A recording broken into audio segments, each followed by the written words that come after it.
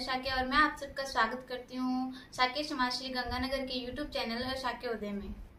आज हमारे बीच मौजूद हैं राजकीय विद्यालय की अध्यापिका श्रीमती ममता जी शाक्य।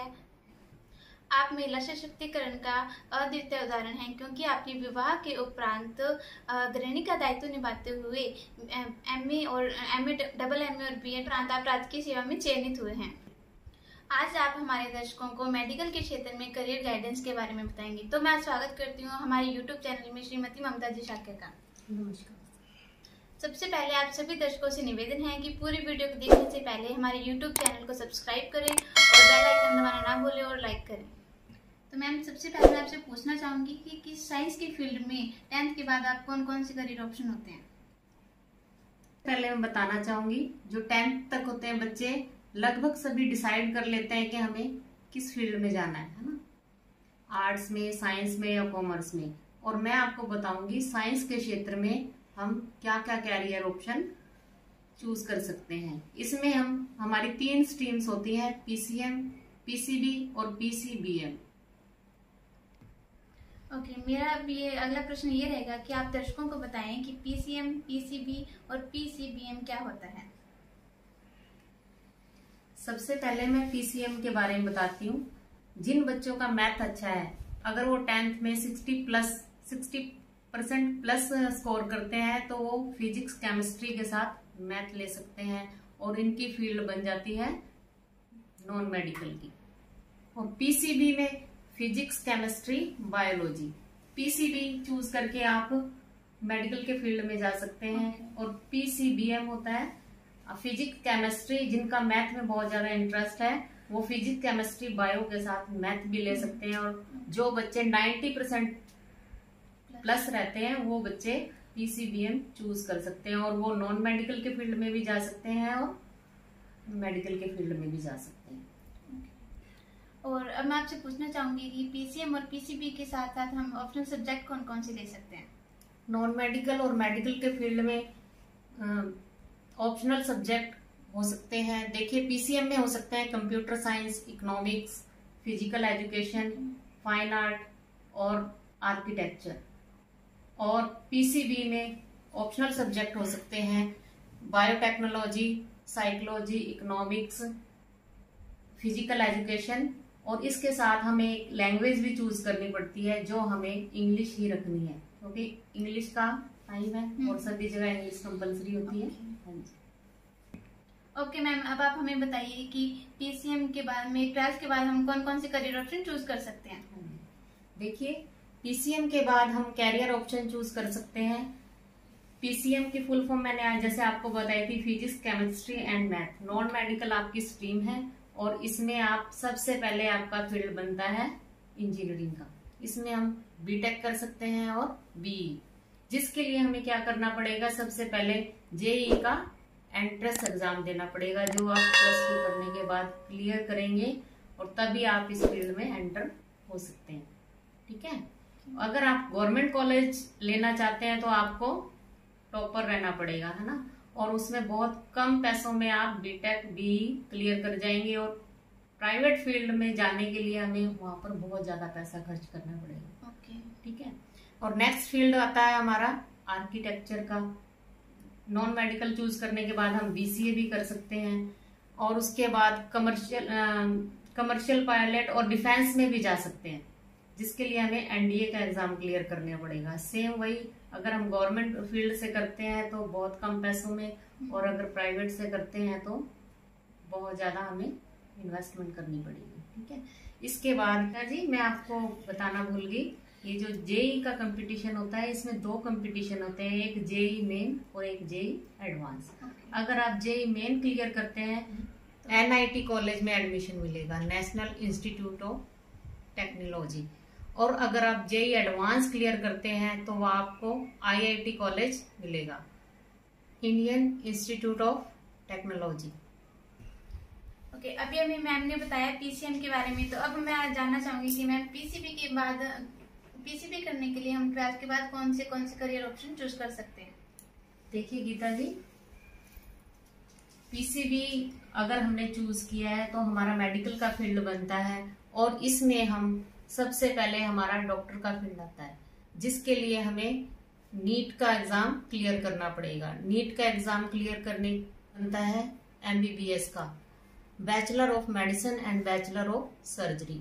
अगर आप नीट का एग्जाम क्लियर करते हैं तो सबसे पहले हमें जो कैरियर में चॉइस मिलती है वो MBBS की मिलती है। MBBS करने के लिए आपका 4.5 साल का ये कोर्स है और साथ में 1 साल की इंटर्नशिप है।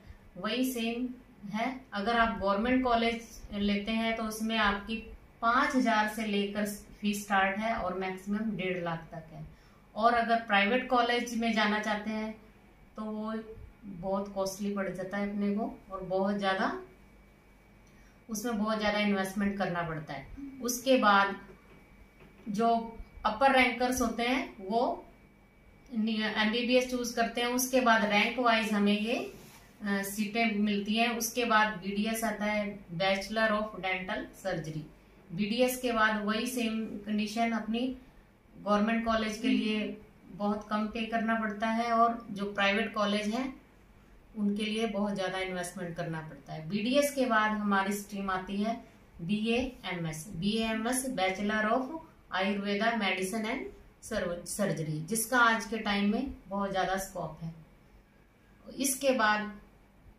इसके बाद और भी इसकी आगे फील्ड्स हैं। BHMS, BSc वेटनरी कॉलेज में अगर आप एडमिशन लेना चाहें तो वो भी हो सकता है, और आपके भविष्य में कैरियर के लिए गवर्नमेंट जॉब में भी जा सकते हैं और अपना खुद का कारोबार भी स्टार्ट कर सकते हैं अगर आपको गवर्नमेंट जॉब नहीं मिलती। जो MBBS का स्ट्रीम है उसमें आपको 35-40 हजार से स्टार्टिंग से लेकर 8-10 लाख तक रुपए, अगर आप अच्छा कर रहे हैं अपने फील्ड में तो 8-10 अपोलो जैसे जो हॉस्पिटल्स हैं उनमें 8 से 10 लाख तक का पैकेज आपको आराम से मिल जाएगा। इसी तरह से BDS में, BAMS में आप अपना गवर्नमेंट जॉब भी कर सकते हैं। अगर आपको गवर्नमेंट जॉब नहीं मिलती तो आप अपना खुद का स्टार्ट कर सकते हैं। इसके साथ साथ अगर आप इतने हाई कोर्सेज में या आपका इतना लेवल नहीं है, आप नहीं जा सकते, तो इसमें PCB का जो क्षेत्र है इसमें हम डिप्लोमा कोर्सेज भी आते हैं। जैसे रेडियोग्राफर का हो गया, ये आपका 3 साल का प्लस 6 महीने का इंटर्नशिप का कोर्स है, लेकिन इसके लिए भी हमें एंट्रेंस एग्जाम देना पड़ता है। और आप ये कोर्स करके प्राइवेट फील्ड में भी और गवर्नमेंट सेक्टर में भी जा सकते हैं। गवर्नमेंट सेक्टर में अगर आप जाते हैं तो आपको फर्स्ट ग्रेड की जॉब ऑफर होती है, और प्राइवेट सेक्टर में आपको किसी भी हॉस्पिटल में 20 से 30 हजार के, गंगानगर जैसे शहर में 20 से 30 हजार के लगे सकते हैं। इसके अलावा BSc नर्सिंग कर सकते हैं। BSc नर्सिंग के लिए आप ट्यूटर का कार्य भी कर सकते हैं, और एक तरह से स्टाफ नर्स का भी कोर्स होता है। स्टाफ नर्स में आप इस सेम वही पोजीशन 4 साल का कोर्स है। आप गवर्नमेंट सेक्टर में भी जा सकते हैं और प्राइवेट हॉस्पिटल्स में भी अच्छे से काम करके आप 15 से 20 हजार रुपए की सैलरी ले सकते हैं। इसके अलावा आप डिप्लोमा कोर्सेज हैं, लैब टेक्नीशियन हो गया, रेडियोग्राफर का हुआ, ये 2-2 साल के डिप्लोमा कोर्सेज हैं जिसको आप करके 15 से 20 हजार की सैलरी, और इसमें गवर्नमेंट जॉब के भी ऑप्शन है आपके साथ।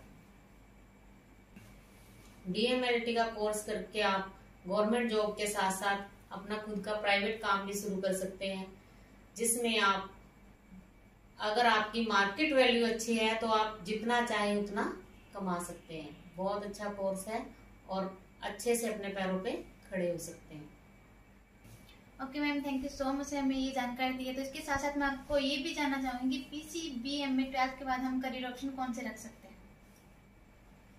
देखिए गीता जी, PCBM में कुछ बच्चों का जैसे कंफर्म नहीं होता कि हमने मेडिकल फील्ड में जाना है या नॉन मेडिकल में जाना है, और पढ़ने में अच्छे होते हैं, 90% अबव रहते हैं, तो वो PCBM लेते हैं और वो नॉन मेडिकल फील्ड में भी जा सकते हैं और मेडिकल फील्ड में भी जा सकते हैं। 12th करने के बाद ये मेरे ख्याल से इतना क्लियर हो ही जाता है कि उन्हें किस स्ट्रीम में जाना है।